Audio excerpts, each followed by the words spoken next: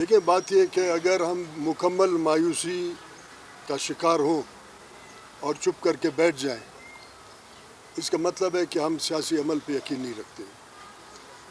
یہ عدلیہ کا جو کردار ہے آج بہت مایوس کن ہے، مگر سیاسی جدوجہد کا یہ ایک حصہ ہے کہ ہم اس دروازے کو بھی کھٹکھٹائیں گے اور اپنے آواز کو زندہ رکھیں گے۔ یقیناً وہ دن پھر آئے گا کہ ایسے قانون کو ہم پھر سے ختم کریں گے اور صوبے کے حقوق کو واپس لائیں گے۔ آپ کو یاد ہوگا کچھ دن پہلے ایک پریس کانفرنس میں نے ایک پیغام دیا تھا ان بڑے سرمایہ داروں کو کہ بلوچستان کے لوگ اس ڈمی اسمبلی کے اس قانون سازی کو قبول نہیں کرتے ہیں، وہ انویسٹمنٹ نہ کریں جب تک بلوچستان کے اپنے لوگوں کے پاس اختیار نہیں آئے گا۔ یہ ایک سیاسی جدوجہد ہے، اس کو ہم جاری رکھیں گے، راستہ خالی نہیں چھوڑیں گے، خلا نہیں چھوڑیں گے، ہم اس کا راستہ بند کرنے کا کوشش کریں گے۔ بات یہ کہ میں نے بار بار کہا ہے کہ ہم مائنس بلوچستان کسی پولیٹیکل پروسیس یا پولیٹیکل پارٹی کو قبول نہیں کریں گے، یہ ہم نے کہا ہے۔ پاکستان ایک فیڈریشن ہے، بلوچستان اس کا قومی اکائی ہے، صوبہ ایڈمنسٹریٹو صوبہ نہیں ہے۔ وہ سیاسی پارٹیاں، وہ سیاسی شخصیات جو سمجھتے ہیں کہ بلوچستان کا ڈیل کر کے وہ اقتدار میں آئیں گے، ان کے ساتھ ہم چل نہیں سکیں گے۔ ہم اپنا آواز جتنا بھی اس میں توانائی ہے اس کو برقرار رکھیں گے، لوگوں کو اکٹھا کریں گے۔ یقیناً ہم ایسے لوگوں کا، ایسے قوتوں کا، ایسے سہولت کاروں کا راستہ روکیں گے اور روکنے میں کامیاب ہوں گے کہ جو مائنس بلوچستان پولیٹکس کرتے ہیں اور مائنس بلوچستان پولیٹکس کرنے کے بعد وہ 5 سال اقتدار کے گزار کے لوٹ مار کرتے ہیں۔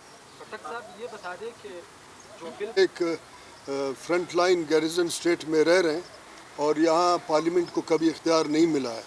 2008 کے الیکشن نے ایک حد تک پارلیمنٹ کو اختیار دیا، ایوان صدر اور اس کا وزیر اعظم کے اختیارات بھی پارلیمنٹ کے پاس آئے۔ میں اور خٹک صاحب اس کمیٹی میں تھے کہ ہم نے 9 مہینے مکمل اس پہ کام کیا۔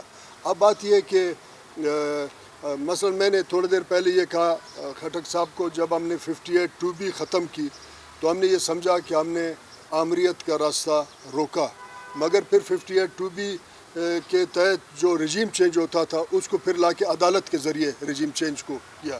یقیناً یہ ایک جدوجہد ہے، ہم کوشش کریں گے کہ ان سازشوں کو راستہ روکیں۔ آج ہم شاید تھوڑے سے لوگ آپ کو نظر آ رہے ہیں، لیکن جتنا استحصال، ظلم، جبر زیادہ ہوگا، لوگ اٹھیں گے، ہم اس کا راستہ روکنے میں اپنا کردار ادا کریں گے۔ کامیابی، ناکامی وہ ہماری قسمت کا فیصلہ۔ سیاسی لوگ سیاسی جدوجہد پہ یقین کرتے ہیں۔ میرا یہ ایک رائے ہے کہ ریاست بدامنی کو پسند کرتا ہے کیونکہ اس کے پاس طاقت ہے اور وہ پھر کسی نہ کسی شخص پہ، گروہ پہ ٹھپا کسی دہشت گرد تنظیم کا لگا کے اس کو قتل بھی کر سکتا ہے، اور ریاست چاہتا ہے کہ لوگ بدامنی کی طرف جائیں، یہ ان کا ایک باقاعدہ پالیسی ہے۔ مگر ہم یہ سمجھتے ہیں کہ سیاسی جدوجہد ہمیشہ کامیاب رہا ہے۔ آپ اندازہ لگائیں کہ ساؤتھ افریقہ میں سیاسی جدوجہد کے نتیجے میں آج جو حکومت بنا ہے وہ امریکہ اور اسرائیل کے خلاف بھی کھڑا ہے۔ تو ہم اس جدوجہد پہ یقین رکھتے ہیں کہ اس آئینی، قانونی، اخلاقی سیاسی جدوجہد کو آگے لے جائیں۔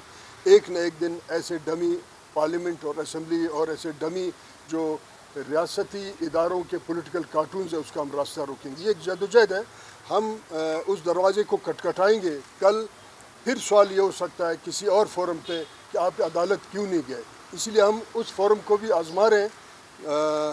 ہم پھر جب تاریخ میں بیٹھیں گے، تاریخ ہوگا، پتہ چلے کہ ہم نے یہ آپشن بھی آزمایا، مگر سیاسی جدوجہد اس کے ساتھ ساتھ ہوگا۔